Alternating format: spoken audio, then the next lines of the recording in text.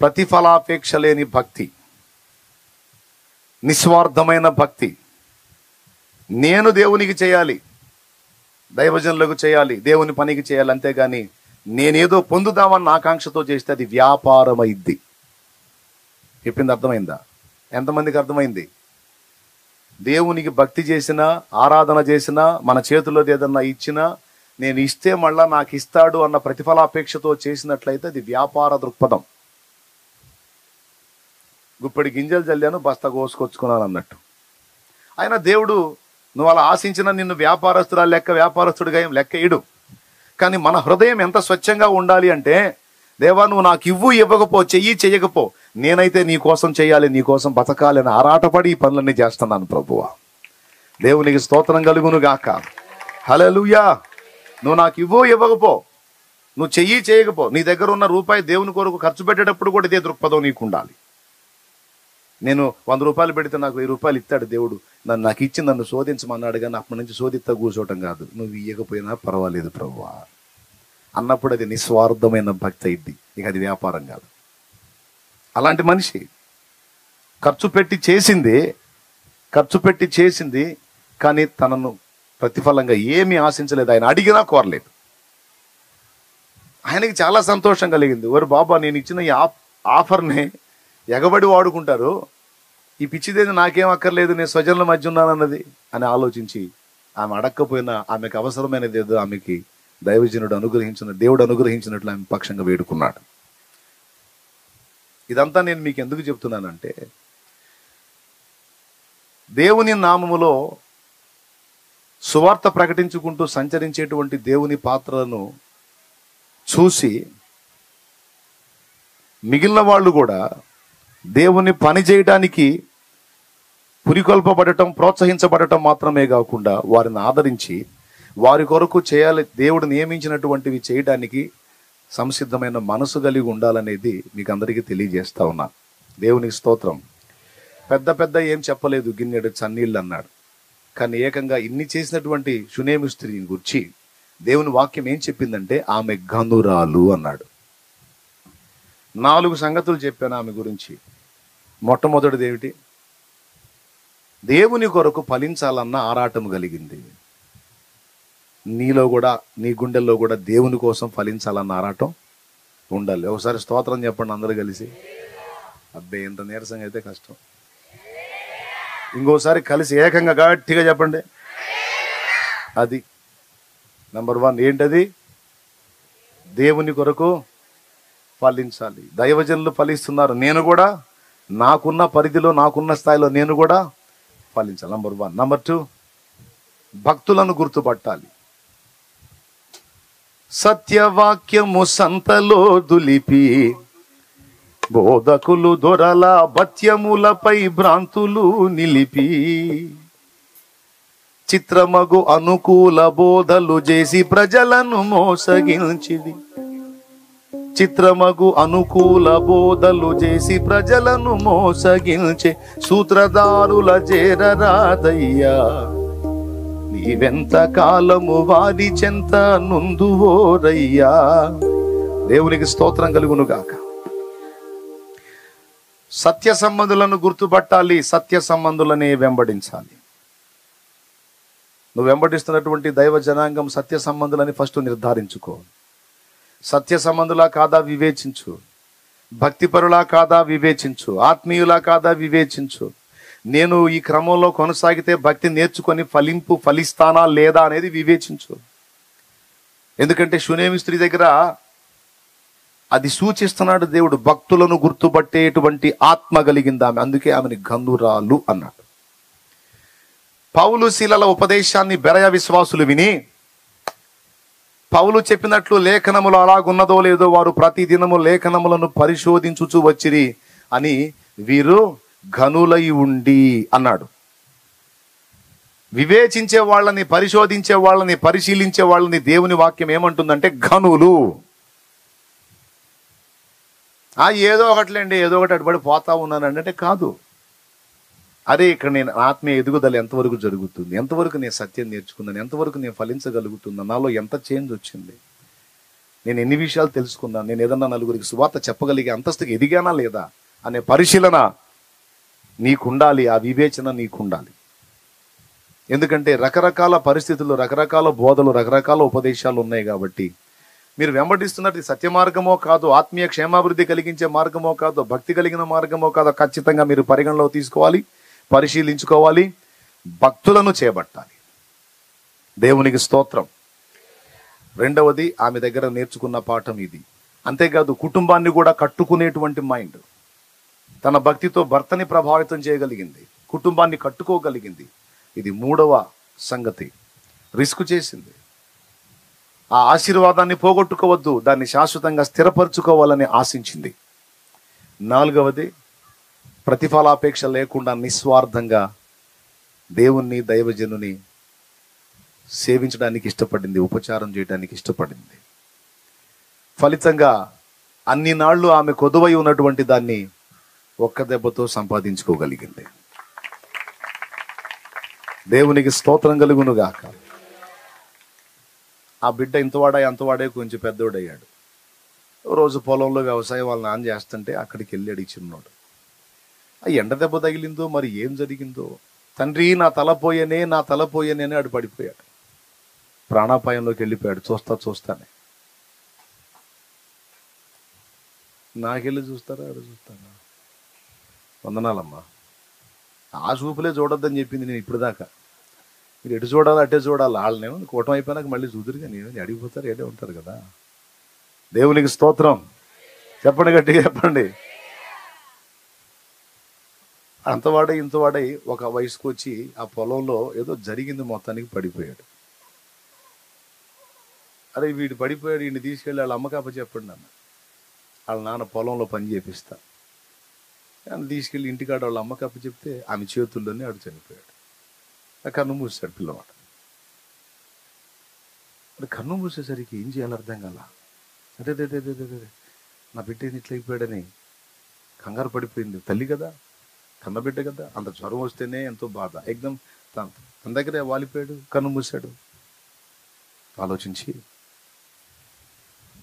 వెంటనే పొలానికి కబురు పంపించి, అయిపోయిందయ్యా, అంతా అయిపోయింది, ఇంకా రమ్మనయ్యా, అయిపోయింది అని గందరగోళం చేయలే. అసలు భర్తకు సమాచారం కూడా చెప్పలేదండి. అందుకే అతడు ఆమె యందు నమ్మిక ఉంచాడు. భర్తకు సమాచారం కూడా చెప్పలే. వీడిని తీసుకెళ్ళి ఎలీషా పడక మీద పడుకోబెట్టింది. చక్కగా ఆ దైవజనుడి గదిలోకి తీసుకెళ్ళి, ఆ గదిలో ఆయన మంచం ఉంది కదా, పండుకునే మంచం, ఆ మంచం మీద పండుకోబెట్టి దిగొచ్చి గాడిద తోలేవాడికి చెప్తుంది, రేబాయ్ గాడిదని ఎక్కుతున్నా, వేగంగా తోలు, దైవజనుడు ఎలీషా దగ్గరికి వెళ్ళాలి మనం, నేను ఆపమంటేనే నువ్వు ఆపాలి, పదా అంది. ఎవరికి చెప్పలా. ఇట్లా జరిగింది, పిల్లవాడు దెబ్బతిన్నాడు అన్న సంగతి భర్తకి తెలియదు, పని వాళ్ళకి ఎవరికి తెలియదు. తోలు వేగంగా అని చెప్పి చక వెళ్ళిపోయింది. ఎలీషా దగ్గరికి వెళ్ళిపోయింది. అల్లంత దూరంలో ఉండగానే ఎలీషా గుర్తుపట్టి, ఆ షూనేమీరాలు వస్తుంది, ఆమెయు, ఆమె భర్తయు, ఆమె బిడ్డయు క్షేమంగా ఉన్నారా అని అడుగు అని గేహజీని పంపించాడు. మనోడు లైన్లో ఉంటాడుగా, ముందు ఉంటాడుగా, పంపించాడు. పంపిస్తే పోయి, ఏమమ్మా ఆగాగు, దైవజనుడు అడగమన్నాడు, బాగున్నావా, నీ కొడుకు బాగున్నాడా, నీ భర్త బాగున్నాడా అడిగాడు.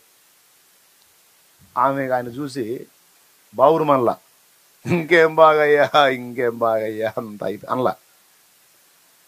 ఏం చెప్పింది తెలుసా గేహజీకి? అంత బాగానే ఉన్నామని చెప్పింది. ఇది ఒక పాయింటే, అంత బాగానే ఉన్నామని చెప్పింది. అంటే ఎవరికి చెప్పుకోవాలో సమస్య తెలుసు ఆమెకి, ఎవరి దగ్గర నోరు తెరవకూడదో తెలుసు. కొంతమంది అట్ట కాదు, దొరికిన వాళ్ళందరికీ చెబుతుంటారు ఇంటి వ్యవహారాలు. ఇంట్లో వ్యవహారాలు దొరికిన వాళ్ళందరికీ చెబుతారు. ఏ కొంచెం ఖాళీ దొరికినా సరే టపి పనులు చేసి కూడా పక్కింటికి చొరబట్టు, మా అత్త ఇట్ట, మా ఆయన ఇట్ట, మా బావ ఇట్ట అని కొంతమంది ఆడవాళ్ళండి మొత్తం ఇంట్లో సంగతులన్నీ ఎకరో పెడతారు. పనికి మాలిన మాటలు పనికి మాలిన వాళ్ళతో చెప్పకూడదు. గెహజీ అడిగాడు, ఏంటి అందరూ బాగున్నారంటే, బాగుంటే నువ్వేం చేస్తావు, బాగా లేకపోతే నువ్వేం చేస్తావు, నువ్వేం చేసేవాడివి కాదుగా, నీకెందుకు? ఆయన దగ్గర చెప్పలా. ఆయన దగ్గర చెప్పకుండా బాగున్నారా, బాగానే ఉన్నాం, సరే దైవజనుడా అందరూ క్షేమమేనట, అందరూ బాగానే ఉన్నారట. బాగానే ఉన్నారా? సరే సరే అంటే ఉరుకుతో వచ్చి ఆయన కాళ్ళు పట్టేసుకుంది. ఎలీషా కాళ్ళు పట్టేసుకుంది. వచ్చాడు పరిగెత్తుకుంటా తోలేయటానికి. ఏమో ఏది అటు పట్టుకునేది, ఎవరు అనుకున్నా దైవజనుడు లే అనుకుంటూ వచ్చాడు. ఆగా అన్నాడు. ఆగా, చాలా కలతలో ఉందాగు, దేవుడు నాకు మరుగు చేశాడు.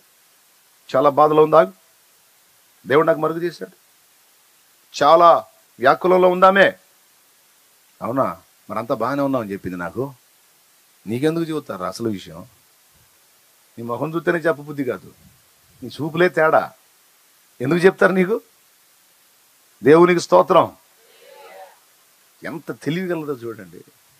తనకు జరిగినటువంటి విషయాలు 10 మందికి ఆరడిపరిచే వ్యక్తి కాదు. తనకు నష్టం కలిగినా లాభం కలిగిన 10 మందికి ఆరడిపరిచే వ్యక్తి కాదు. అలా ఉండాలి బరువుగా. చిన్నదానికి బజారు మొత్తం పేలేటట్టు ఉండకూడదు. కొంతమందిని ఆపలేం, ఆవేశం వచ్చిన ఆపలేం, ఆనందం వచ్చిన బజారంతా ఎగురుతా తిరుగుతారు. ఆనందం వస్తే నీకు తెలిసిందా అనుకుంటా. ఆవేశం వచ్చినా సరే రా తేల్చుకుందాం. ఇంట్లో ఉంటారు, బయట రోడ్డు మీదకి వస్తారు, దా తేల్చుకుందాం. కొన్ని జీవితాలు అట్టుంటాయి. ఏం దానికి రాలేదు, దీనికి రాలేదు, రెంటికి రాలేదు, గోప్యంగా ఉంది విషయం. దైవజనుడు ఎక్కడ నోరు తెరవాలో అక్కడికి పోయి నోరు తెరిచింది. ఎక్కడ నోటిని కంట్రోల్లో పెట్టుకోవాలో అక్కడ కంట్రోల్లో పెట్టుకుంది. సామాన్యురాలు మరి ఆమె. అంత వేదనలో ఉండి కూడా ఎంత చురుగ్గా ఉందో చూడు. అయ్యా దైవజనుడికి చెప్పండి అయ్యా, నా బిడ్డ పరిస్థితి అని కూడా చెప్పలా. మేము బాగున్నాం అని అతన్ని పక్కకు బానిచ్చి పరిగెత్తుకుంటూ పోయి దైవజనుడి పాదాలు పట్టుకుని ఏడుస్తాం. అర్థమైపోయింది ఎలీషాకి. అంది, దైవజనుడా నాకు బిడ్డని ఇవ్వమని నేను అడిగానా? నాకు సంతతి కావాలని నేను అడిగానా? ఇచ్చావు, ప్రార్థన చేశావు, దేవుడు ఇచ్చాడు. మరి ఇప్పుడు వాడు ఆ స్థితిలో ఉన్నాడు. మరి ఇలాంటి అనుభవం నాకు అవసరమని నువ్వు ఇట్లా చేసావా? దైవజనుడా నా బిడ్డ గతి బాగలేదు, నా బిడ్డ పరిస్థితి ఎలా ఉందో నీకు తెలియదు అంటే అప్పుడు ప్రార్థన చేసి అర్థమైపోయింది ఆయనకి. ఆ డెడ్ అయి ఉన్నాడు అక్కడ. వెంటనే గెహజీ దా అన్నాడు. తన చేతిలో ఉన్నటువంటి దండం తీసుకుని ఆయన చేతికి ఇచ్చి, ఎవరితో మాట్లాడద్దు, ఎవరికి నమస్కారానికి ప్రతి నమస్కారం చేయదు, నేరుగా వెళ్ళి ఇదిగో మనం ఉంటాం కదా గది, ఆ గదిలో చిన్నోడు ఉన్నాడు, ఈ దండం తీసుకెళ్ళి వాడి మీద పెట్టమన్నాడు. గెహజీ అది తీసుకొని బయలుదేరాడు. ఇప్పుడు ఆమె ఏం చేయాలి? గెహజీ అంటబడి పోవాలి. ఆమె పోలా. గెహజీ పోయాడు, ఏం పోలా, ఇవాడే ఉంది. వెళ్ళు, గెహజీని పంపించాను కదంటే అతను వెళ్ళిందా ఏం జరగదు నాకు తెలుసు. ఎందుకంటే దేవుడు నీ మనవి వింటాడు కానీ అతని మనవి వినడు. నాకు తెలుసు. నువ్వు వస్తేనే కానీ నేను కదలనంది, తెలుసు కదా ముందే అతని వల్ల వర్క్ జరగదని. ఆమె అనుకున్నట్టే అయింది. ఇటు పోయాడు, దండం పెట్టాడు, ఆ చిన్నోడి మీద దండం పెట్టాడు కానీ వాడు లేవలా. జరగదని తెలుసు, వివేచన. అందుకే భక్తుడు కదిలిందాక, దైవజనుడు కదిలిందాక పాదాల వదల్లా. సరే తొందరపడుకు, వస్తాను పద. దైవజనుడిని ఎలీషా కదిలాడు, అక్కడ దాకా వెళ్ళాడు. ఈడెదురొస్తున్నాడు. దైవజనుడా ఆ దండం చిన్నవాని మీద ఉంచితిని కానీ వాడు బ్రతుకలేదు. ఎందుకు బతుకుతాడురా? ఈ మధ్యలో ఎంతమందికి దండాలు పెట్టావో, ఎంతమంది ఎన్ని చూపులు చూసావో, ఏడాడి ఏమేమి పనులు చేసిపోయావో. నువ్వు ఒక చూపోడివి కాదుగా, నువ్వు ఒక పద్ధతిలో ఉండేవాడివి కాదుగా. నువ్వు నేను చేయొద్దన్న పనులే చేస్తుంటావు. నువ్వు గ్యాస్ ఎప్పుడు మారుతావురా నువ్వు? సరేలే నువ్వా అని గదిలోకి వెళ్ళి తలుపు వేసి ఆ చిన్నవాడి కోసం ప్రార్థించి వాడిని బ్రతికించి తల్లి చేతికి అప్పచెప్తాడు. చివరికి బిడ్డని పొందటం, వాడు దెబ్బతింటే తిరిగి వాడిని బ్రతికించుకోవటంలో నాకు బాగా ఆశ్చర్యం కలిగించిన విషయం ఏంటంటే భర్తకు కూడా చెప్పలేదండి. మైండ్ పోయే విషయం అది. అస్సలు ఆగుతారా లేడీసు? ముందు అసలు ఆ బిడ్డకి అలా జరిగితే ముందు భర్త మీద పడి గందరగోళం చేసి, అవునా, ఏడ్చిగా గోలు పెడతారు. అరే నిండు బండిలాగా తొనక్కుండా అంత జరిగితే డైరెక్ట్గా ముందు దైవజనుడి దగ్గరికి వెళ్ళి సమస్యకు పరిష్కారం వెతికే ఆలోచనలో ఉంది, కానీ దాన్ని బట్టి రోధించే పని ఆమె చేయలేదు. ఇక్కడ పాఠం ఏంటంటే, సమస్య ఎంతటిదైనా కావచ్చు, పరిష్కారం దేవుని దగ్గర ఉంది. పరిష్కారం దేవుని దగ్గర ఉంది. 10 మంది దగ్గరికి వెళ్ళి మన సమస్య 10 సార్లు 10 మందికి చెప్పుకునే కంటే ఒక్కసారి దేవుని దగ్గరికి వెళ్ళి, లేదా ఆ 10 సార్లు ఒక్క దేవుడి దగ్గరికి వెళ్ళి గోజాడుకుంటే ఈ మనుషులు ఇవ్వలేని రిజల్ట్ ఆయన ఇవ్వడా? కానీ మానవ నైజం, సహజం ఏంటో తెలుసా? 10 మందికి చెప్పుకుని బాధపడే తత్వం. కానీ సొంత భర్తకు కూడా విషయం చెప్పకుండా వెళ్ళిపోయింది. ఇలాంటి చురుకు కలిగింది, ఇలాంటి భక్తి కలిగింది, ఇలాంటి మెళకువ కలిగింది, ఇలాంటి ఆత్మీయురాలు కనుకనే ఆమె పెనిమిటి ఆమె యందు నమ్మిక ఉంచాడు. ఇంత పెద్ద సమస్య, పొలం ముఖ్యమా, పొలంలో పంట ముఖ్యమా, బిడ్డ ముఖ్యమా? కోప్పడతాడు భర్త, పిచ్చిదాన నాకు చెప్పకపోతే ఎట్లా నువ్వు అంటే. చెప్తే ఏం చేస్తావు నువ్వు? చచ్చునుండి బతికిస్తావా? బతికించేవాడి దగ్గరికి పరిగెత్తా. బతికించేవాడు నా దేవుడు, నా దైవ జనుని ద్వారా ఈ కార్యం చేయగలుగుతాడు, అందుకు అతని దగ్గరికి పరిగెత్తా. సాధించుకున్న ఇదిగో మన బిడ్డ బతికున్నాడు. ఇప్పుడు దేవునికి స్తోత్రం కలుగును గాక. సమస్యకు పరిష్కారం ఎక్కడుంది? 10 మందితో ఆరడి చేసుకుంటే ఉందా? 10 మందితో పంచుకుంటే ఉందా? 10 మందికి చెప్పి ఏడ్చి మొత్తుకొని చీదేస్తే ఉందా? నో. సమస్యకు పరిష్కారం జీవం గల దేవుని దగ్గర ఉందని ఆయన దగ్గరకు పరిగెత్తింది. దీన్ని బట్టి మీకేమర్థమవుతుంది? దేవుని సన్నిధికి పరిగెత్తడం అనేది నేర్చుకోవాలి. అలాంటి సన్నిధి ఇదిగో ఇప్పుడు ఏర్పాటు చేశాడు ఇక్కడ దేవుడు. ఏ సమస్య వచ్చినా, ఏ బాధ వచ్చినా 10 మందికి చెప్పుకోవడానికి బజార్లో పరిగెత్తటమో, లేదా 10 మంది ఇళ్ళకి పరిగెత్తటమో, 4 ఇళ్ళకి పరిగెత్తటమో కాదు, నేరుగా దేవుని పాదాల దగ్గరికి పరిగెత్తే అలవాటు మనం చేసుకోవాలి. చిన్నదే గాని పెద్దదే గాని ఏ బాధ అయినా, ఏ ఇబ్బంది అయినా నలుగురికి ఆరడి పరచకూడదు.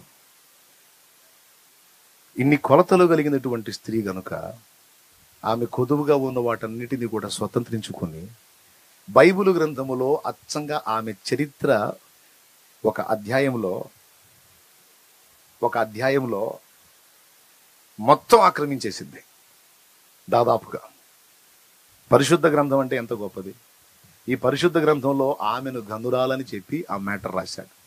ఏమిటి ఆ ఘనత అంటే, మరి ఇన్ని క్వాలిటీస్ ఉన్నది గనురాలుగా ఏమైందండి? పురుషుడైనా స్త్రీ అయినా. మన మా అమ్మ, అన్న, అక్కలు అందరూ కలిసి అంబాసిడర్ కారులో ఒక 9 మంది వరకు ప్రయాణం చేస్తున్నారు, చిన్నపిల్లతో సహా. ఆదివారం రోజు కొన్ని సంవత్సరాల క్రితం నేను వాక్యం అయిపోయింది, జనాలకు ప్రార్థన చేశాను. ఇంటికి వచ్చి అన్నం పెట్టింది, ఒక ముద్ద కలుపుకొని తిన్నాను. 2వ ముద్ద తినబోతున్నాను, ఫోన్ వచ్చింది, ఆ కారు యాక్సిడెంట్ అయింది అని. యాక్సిడెంట్ అయిందని కబురు వచ్చేసింది. 3 పల్టీలు కొట్టింది అని కూడా చెప్పారు. 3 పల్టీలు కొట్టింది అని. మరి 3 పల్టీలు కొట్టింది అంటే కారు నిండా వీళ్ళు అచ్చంగా నా కుటుంబ సభ్యులే ఉన్నారు. ఖచ్చితంగా కొన్ని శాల్తీలైనా డ్యామేజ్ అవుతాయి. ఖచ్చితంగా డ్యామేజ్ అవుతాయి, డౌట్ లేదు అందులో. మరి 9 మంది ఉన్నప్పుడు, పసిపిల్లలు కూడా ఉన్నప్పుడు అవుతుంది కదా. 3 పల్టీలు కొట్టిపోయి కారు తలక్రిందులుగా, గాన్లు పైకి, ఆ టాపు కిందికి కాలువలో పడి ఉంది. కాలువలో నాకు వచ్చింది ఫోన్. ఎలా ఉంటుంది ఊహించండి. అమ్మ, తోడబుట్టిన అక్కలు, అన్న, నడుపుతుంది వాడే అన్న, ఆయన కూతురు, ఆయన పిల్లలు ఉన్నారు. నాకు ఏం అర్థం కాల. బాడీ అంతా షివరింగ్ వచ్చేసింది, టెన్షన్ వచ్చేసింది. అంటే ఇక ఏ దుర్వార్త, ఇక ఏం వినబడతాయో ఇంక అర్థమైపోయింది నాకు. ఏంటి ఇప్పుడు ఏం చేయాలి, ఏం చేయగలను? నేను రెప్పపాట్లు అక్కడ ప్రత్యక్షమే వాళ్ళని సేవ్ చేయగలనా? చెయ్యలేను. కానీ నా మనవి విని ఏ స్థితిలో ఉన్న వాళ్ళని కూడా బ్రతికించగల సమర్థుడు నా దేవుడున్నాడు. కాబట్టి నేను ఇప్పుడు ఒకటి చేస్తానని వెంటనే నేను కూర్చున్న దగ్గర నుంచి దిగి మోకాళ్ళేసి దేవుని వైపు చూసి ప్రార్థించడం మొదలు పెట్టాను. మృత శరీరములను కూడా సజీవంగా లేపగల సమర్థుడవు నువ్వు. దయచేసి అందులో ఉన్న ఎవ్వరికి ఏ హాని కలగకుండా దయచేసి కాపాడు ప్రభువా అని మోకాళ్ళలోని ప్రార్థన చేశాను. నేనైతే నిన్ను అడుగుతున్నా, ఇక నీ దయ, నీ చిత్తం. ఇక నువ్వు ఎంతమందిని బతికిస్తావో, ఎంతమందిని తీసుకుంటావో నీ చిత్తం. ఆపడానికి నేను ఎవడిని?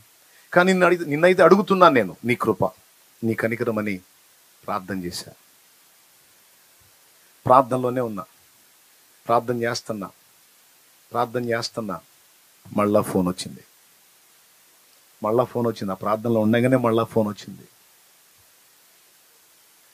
నా ప్రభువు నాకు నేర్పిన అలవాటు, అనుభవం అండి. నా ప్రభువు నాకు నేర్పిన అనుభవం, అలవాటు. మళ్ళా ఫోన్ వచ్చింది. ఏమని వచ్చింది ఫోన్ అంటే, ఎవ్వరికీ ప్రాణహాని కలగలేదు, అందరూ సజీవంగా ఉన్నారు, అందరూ బతికే ఉన్నారు అని ఫోన్ వచ్చింది. మళ్ళా దేవునికి స్తోత్రం. ప్రాణాలతో ఉంటే చాలు, ఇక కాళ్ళు చేతులు తిరిగినా మళ్ళీ అతుక్కుంటే అదేం ప్రాబ్లం లేదు. ముందు బతికున్నారు కదా, నీకు కృతజ్ఞతా స్తోత్రాలు ప్రభువా అని లేచాయిగా మోకాళ్ళ మీద. ఎందుకంటే ప్రార్థనకు జవాబు వచ్చింది. అంటే నా ప్రభు వీడు ఖచ్చితంగా ప్రార్థన చేస్తాడు. నేను ముందేళ్ళని సేవ్ చేయాలనుకున్నాడో ఏమో, అది 3 పల్టీలు వేసి పోయి ఇంకో చోట ఎక్కడో పడకుండా నేరుగా పొలాల్లో పంట కాలువలు ఉంటాయే, ఆ కాలువలో పడేటట్టు దాన్ని నడిపించాడు. అందులో పట్టడం వల్ల ఏం జరిగిందంటే వాళ్ళకి ఏం డ్యామేజ్ కాల, కాకపోతే తలక్రిందులుగా ఉన్నారు. ఆ కాలువలో నీళ్లు సగం పడ వచ్చేసినాయి కారులోకి. దేవునికి స్తోత్రం. వీళ్ళందరూ తలకాయలు పైన పెట్టుకొని కూర్చున్నారు. అట్ట పెట్టుకొని ఇక్కడ దాకా వచ్చినాయి నీళ్లు. ఎట్లా అంటే ముక్కు మునుగుతుంది, ముక్కు మునిగితే పోతారుగా, అందుకని ముక్కు పైకి లేపి స్తోత్రాలు చెప్పుకుంటూ కూర్చున్నారు అందులో. స్తోత్రం స్తోత్రం స్తోత్రం చెప్పండి, ఏసు రక్తం ఏసు రక్తం ఏసు రక్తం అని మా వాడు చెప్పేసరికి అందరూ ఏసు రక్తం ఏసు రక్తం ఏసు రక్తం అని కారు నిండా ఏసు రక్తం, హల్లెలూయా యేసయ్యా స్తోత్రం అనేసరికి అక్కడ బరిగొడ్లు కాసిన వాళ్ళు పరిగెత్తారు. అరే కారు పల్టీలు అయిపోయింది, అరే చచ్చిపోయి ఉంటారు రే అనుకుంటే వాళ్ళు పరిగెత్తారు. వాళ్ళు వచ్చి చూసి, వాళ్ళు ఎవరు?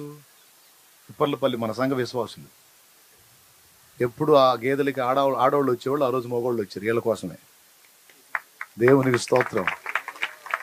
సూర్యరే శాలేమన్న వాళ్ళు అన్నరా అనుకుంటా. ఇక ఆ కారుని అలాగా అటు పల్టీ వేపించి వీళ్ళు మొత్తాన్ని బయటికి తీశారు. ఒక్కళ్ళకి ఏం కాకుండా నా ప్రభువు కాపాడాడు. అంటే పరిస్థితులు విషమించినప్పుడు, మన చేతులు దాటిపోయినటువంటి పరిస్థితులు మనకు ఎదురైనప్పుడు, అవి మన చేతులు దాటిపోతాయి కానీ ఆయన చేయి దాటిపోవు. ఆయన అదుపులో ఉంటాయి. ఆయన చిత్తం నేనేం చేయగలను? తీసుకుంటే మాత్రం నేనేం చేయగలను? ఆయన సంకల్పం, ఆయన ప్రణాళిక ఎలా ఉంటే అలా. అయితే ఒక మాట అయితే అడుగుతా, నీ చిత్తం అయితే బ్రతికించే అవకాశం ఇవ్వని అని మోకాళ్ళేసి అడిగా, సేవ్ చేసి. నేను అనుకుంటున్నా ఇంకా వాళ్ళు భూమి మీద ఉండి నాతో పాటు సేవ చేయాల్సి ఉంది. అదే సమయం వాళ్ళలో ఒక్కళ్ళకి అయిపోయినా సరే లేపేసేవాడు, ఇంక అయిపోయింది రా అని. వాళ్ళు నాతో కలిసి ప్రయాణం చేయాల్సి ఉంది, ఉంచాడు. దేవునికి స్తోత్రం. అది ఆయన కృప. నా ప్రార్థన జవాబు పొందిందని నేను సంబరపడుతున్నా. మీకేం చెప్తున్నానంటే, మీరు ఎదుర్కొన్న అప్పుల సమస్యలు కావచ్చు, ఆర్థిక ఇబ్బందులు కావచ్చు, శరీర రోగాలు కావచ్చు, పర్సనల్ ప్రాబ్లమ్స్ కావచ్చు, ఎవరికి చెప్పుకోలేని సమస్యలు కావచ్చు, ఏవైనా సరే చెప్పుకోదగ్గ వ్యక్తి ఒకడు ఉన్నాడు. ఆయన పేరు నజరేయుడగు యేసు. ఆయన పేరు నజరేయుడగు యేసు.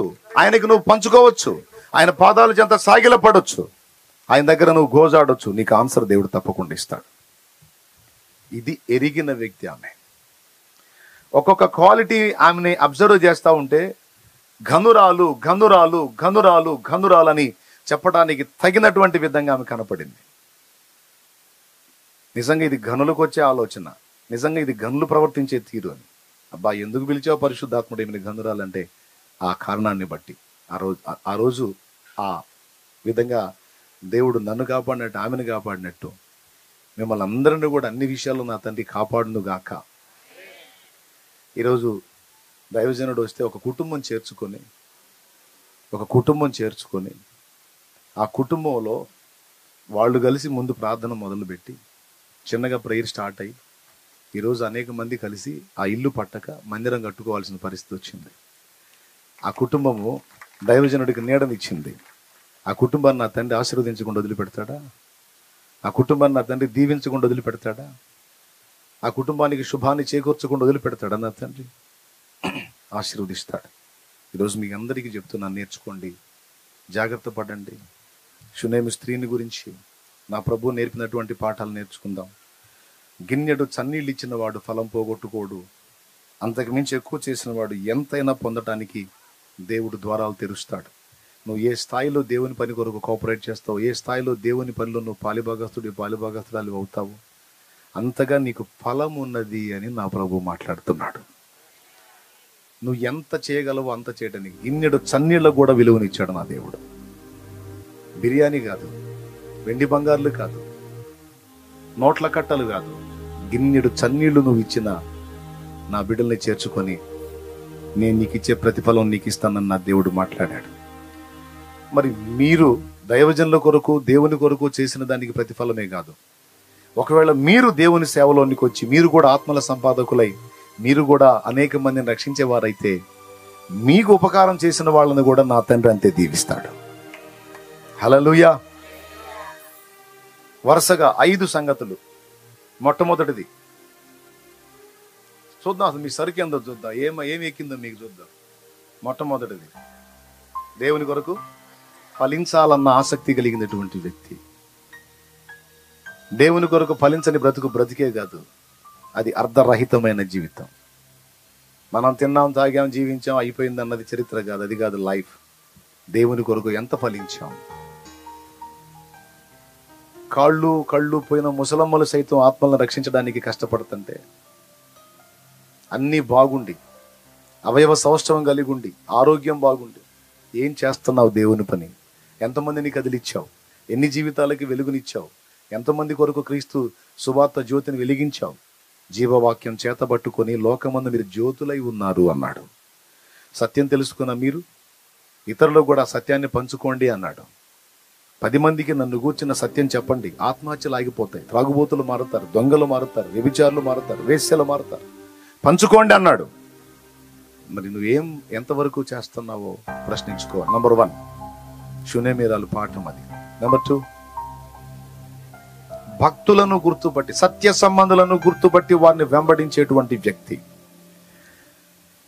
ఏది సత్యబోధో, ఏది సత్యబోధ కాదో, ఏది ఆత్మీయత నేర్పుతున్న బోధో, ఏది ఆత్మీయతలో దిగజారుస్తున్న బోధో వివేచించగలగాలి. ఎందుకంటే ఇప్పుడు దినాలు అలా ఉన్నాయి. ఇప్పుడు దినాలన్నీ భ్రష్ట దినాలు వచ్చినాయి. అందరూ బోధిస్తూ ఉన్నారు, ఎవరికి తగ్గది వాళ్ళు. యూట్యూబ్ కదిలిస్తే యూట్యూబ్ నిండా ఉపదేశాలు ఉన్నాయి. కానీ కొన్ని మన ఆత్మీయ జీవితాన్ని నాశనం చేసే బోధలు ఉన్నాయి, కొన్ని మన ఆత్మీయ జీవితాన్ని ప్రజ్వలింపజేసే బోధలు ఉన్నాయి. ఏది ఎంపిక చేసుకుంటావో ఇక్కడ నువ్వే వివేచించాలి. దేవునికి ప్రార్థన చేసుకొని సత్య సంబంధమైన మార్గం దొరికిందా నీకు, వదిలిపెట్టకుండా వెంబడించు. స్థిరంగా నాటబడిన అనుభవంలో ఉండు. అక్కడొకటి అడుగు వేయొద్దు. ఒకటి సత్య సంబంధమైనదని గ్రహించావా, అట్లయితే అక్కడ నాటబడు, స్థిరంగా వెంబడించు. ఒకనాటికి ఫలిస్తావు. చెట్టు ఉంది, 4 రోజులు నాటి, 4 రోజులు నాటి, నుంచి తీసేయడు బాగలేదు, నాటదాం 4 రోజులు నాటి, ఇంకో చోట 4 రోజులు నాటితే చివరికి ఆ చెట్టు బతికిద్దా చచ్చిద్దా? డౌట్ లేదు, అందులో చచ్చి ఊరుకుంటుంది. ఒక దగ్గర నాటబడి ఉంటే. కాబట్టి సరైనటువంటి సత్యబోధ ఏదో మీరు గ్రహించి, మీరు తెలుసుకొని, వివేచించుకొని, ప్రార్థించుకొని ఒక చోట నాటబడండి. నన్ను వెంబడించే బిడ్డలు ఉన్నారా? అయితే ఇదిగో నీ కొరకు దేవుడు పరిచర్య ఇక్కడ ప్రారంభించాడు. మీరు వేరే సహవాసాలు వెంబడిస్తున్నారా? మీ దైవజనులు నమ్మకస్తులై, ఆత్మీయులై, పరిశుద్ధాత్మ సంబంధులైతే తప్పకుండా వారినే వెంబడించండి. సభాముఖంగా చెప్తున్నా, ఇతర సంఘాలను పాడు చేయడానికి, వేరే సంఘాలను ఇబ్బంది పెట్టడానికి నేను రాలేదు, నా బిడ్డ రాలేదు. నశించిపోతున్న ఆత్మలను రక్షించాలన్న ఆరాటంతో వచ్చాం. మా దర్శనం అన్యజనుల మధ్యలో. అందుకే చెప్తున్నాను, ఇది ఎక్కువ కాలం సరిపోదు. ఊరక పని మొదలు పెట్టాం. ఈరోజు నీ ప్రాంతంలో, నువ్వున్న ఊరు, నువ్వున్న గ్రామం, నువ్వున్న పట్టణం, నువ్వున్న ప్రదేశం ఏదో వేరే ప్రాంతం అయి ఉండొచ్చు. శాలేమన్నా వస్తున్నాడని వచ్చి ఉండొచ్చు. నువ్వు అలా ఇలాంటి ఈ బిడ్డ చేసిన సాహసం నువ్వు ఎందుకు చేయకూడదు? శూన్యమి స్త్రీ అవకాశం ఇచ్చినట్టు నీకున్న పరిధిలో నువ్వు ఎందుకు అవకాశం ఇవ్వకూడదు? అన్న రండి, మేము అవకాశం ఇస్తాం, మా దగ్గర అన్యజనులు ఉన్నారు, రక్షణలోకి నడిపించాలి, రండి ఇక్కడ ప్రార్థన పెట్టండి, మేము రిస్క్ చేస్తామన్నారు, రండి అని మీరు ఆహ్వానించండి. దైవజనులు సిద్ధంగా ఉన్నారు. రిస్క్ చేశారు, ఆమె కూడా రిస్క్ చేసింది. 3, దేవుని కొరకు, దేవుని పని కొరకు రిస్క్ చేయాలి. హల్లెలూయా. మా సామాన్లన్నీ ఇంట్లో ఒక మూల పెట్టుకొని దాని మీద ఒక చాప కప్పి వచ్చిన వాళ్ళందరికీ ఆ ఇల్లు అప్పచెప్పేవాళ్ళం. మరి ఏం చేద్దాం, వాళ్ళు ఏమో ఇంట్లోనే ప్రార్థన చేస్తున్నారు, ఇంట్లోనే ఆరాధిస్తున్నారు. ఏం చేయాలి? మా అన్నయ్య నా అంత డెప్త్గా ఉండడు. మా అన్నయ్య విచిత్రం ఏంటంటే ఆదివారం శుక్రవారం కాదు ప్రార్థన, రోజు వస్తారు సాయంత్రం. వాళ్ళు వచ్చి 10:30, 11 దాకా ప్రార్థన చేస్తూనే ఉంటారు. మా వాడు ఒక రోజు నన్ను పిలిచి అన్నాడు, బాయ్ భక్తి చేయాలి కానీ వాంతులు వచ్చిందా చేయకూడదు అన్నాడు. అబ్బాయి భక్తి చేయాలి కానీ విరక్తిగా మారకూడదు భక్తి. ఇదంతా ఏదో పిచ్చావారంగా ఉంది. అంటే వాడి బాధ ఏంటంటే 10 వాడు పండుకుంటాడు, ఆ పాకలోనే పండుకోవాలి వాడు. వీళ్ళేం 11 దాకా బాటిల్లా. వాళ్ళు ఏంది అట్ట చేసేవేంది, వాళ్ళకి పిచ్చెక్కినట్టుంది. రోజు 11 దాకా ఏం ప్రార్థన అబ్బాయి? అరే 8:30కు వచ్చిన వాళ్ళు 9:30 కనీసం 10కి ప్రార్థన చేసుకుని వెళ్ళాలి. ఫస్ట్ మా అమ్మకి చెప్పాడు, అయ్యో మరి కాస్త పెందలాడి పంపిస్తే వాళ్ళని పొద్దంతా చాకిరి చేసి ఉంటాంగా, మరి పండుకోవద్దు అన్న నాన్న మనం ఇబ్బందిగా అయ్యా, మనకేమో అదే పాకాయే. మా అమ్మ కూల్గా. నేనేం చేశాను తెలుసా, ఇక ఏమి మాట అందని మా అమ్మకి చెప్పేది మా అమ్మకి చెప్పా. వీడు ఆమె చెవి తినడని వాడు చెప్పాడు, మా వాడు చెప్పాడు, బాయ్ భక్తి వాంతులు అయ్యేటట్టు చేయకూడదు, విరక్తి పుట్టకూడదు. అంటే సరే ఇట్లా అన్నారు కదా, నేను వాళ్ళకి చెప్పా, ఇక రేపటి నుంచి మీరు రావద్దు. ఏది ఆ ప్రార్థన పరులకు చెప్పా, రోజు వచ్చే ఆ సమాజంలో ఉన్న ప్రజలకి చెప్పా, ఇక రేపటి నుంచి మీరు రావద్దు. వీళ్ళు ఇట్లా బాధపడుతున్నారని చెప్పి వాళ్ళు ఫీల్ అవుతారుగా. వాళ్ళకి అప్పటికే వెలిగింది బల్బు. అన్న అయితే వద్దన్నాడు, మొత్తానికి ఫ్యామిలీ అది రివర్స్ అయినట్టుంది అని వాళ్ళు వెళ్ళారు. శుక్రవారం ఆదివారం కూటం పెడతా, అప్పుడు రండి, మీ రోజు రావద్దు అని చెప్పా. ఒక్కరోజు ఆగారు, రెండో రోజు మళ్ళా వచ్చారు. నాకేం తెలుసండి, ఇంత పెద్ద ప్రణాళిక ఉంది దేవుంది, దానికి ఆ ప్రార్థనే పునాది. వాళ్ళని రేపుతున్నాడు, మీరు పోయి చెయ్యండి, ప్రార్థన చెయ్యాలి, ప్రార్థన జరగాలి, అక్కడ ప్రార్థన జరగాలి. జరిగితే ఉందే బలమైన కార్యం ఉంది, నేను పెద్ద ప్లాన్ వేసుకొని ఉన్నాను, దానికి ఇదే పునాది, మీ అమాయకపు ప్రార్థనలే కావాలన్నా కానీ వాళ్ళని తీసుకొస్తున్నాడు. కనీసం వాళ్ళకి ప్రార్థన చేయటం కూడా సరిగ్గా రాదు.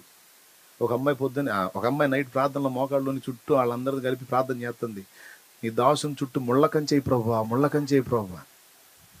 అగ్ని కంచేయటం లేదా దూతల కంచె లేదా నీ కాపుదలు పెట్టడం లేక ఏ సునాములు ముళ్ళ కంచేసే ప్రభువా, ముళ్ళ కంచేసే ప్రభు. నేను అన్నా నవ్వుతామ్మాయి, నా చుట్టూ ముళ్ళ కంచేస్తాను, నేను ఎటు పోవాలి?